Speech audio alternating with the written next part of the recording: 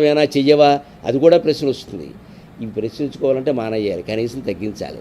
నేనైతే ఈ మధ్యనైతే నెలకి 10 లెక్క పెట్టుకున్నా. మీ టీవీ ద్వారా కూడా చెప్పేస్తున్నా. నెలకి 10 దేవేంద్రుడు అడగనే 11வது ఉండదు, అంతే. 20 రోజులు ఈవిడ నేను కాఫీ తాగుతూ కబుర్లు చెప్పుకుంటూ కూర్చోవలసింది. ఎందుకంటే ఇద్దరమే ఉంటాం. ఏమోనమ్మా, భగవంతుడు ఏం చేస్తాడో తెలియదు. ఎవరో ఒకరు ముందు వెళ్ళిపోవాలి కదా. అప్పుడు నేను ఒక్కడిని ఉండద్దా, లేదా ఆవిడ ఒక్కతే ఉండద్దా? ఆ ఏకాంతాన్ని ఎప్పటి నుంచి అలవాటు చేసుకోవాలి కదా. ఇద్దరమే ఉండం, 20 మంది ఉంటారు, 1000 మంది ఉంటారు. ఇవన్నీ ఊహించుకుంటే జీవితం ఎక్కడ ఉంటుంది? ఎలోన్గా వచ్చాం ప్రపంచంలోకి, ఎలోన్గానే వెళ్ళిపోవాలి. లోన్ లేకుండా వెళ్ళిపోతే చాలు. నాకు ఇంత కన్నీళ్ళలోనే చలుపుతూ వస్తుంది. ఎలోన్గానే వెళ్ళిపోవాలి, కానీ లోన్ లేకుండా వెళ్ళిపోతే చాలు. ఎవరికి నేను బాకీ పడద్దు, ఎవరు నాకు బాకీ ఉండద్దు. అంత ప్రశాంతంగా వెళ్ళిపోవాలంటే మన వృత్తి మనం చేస్తున్న దాన్ని బట్టి కూడా చివరి శ్వాస అనవసరం.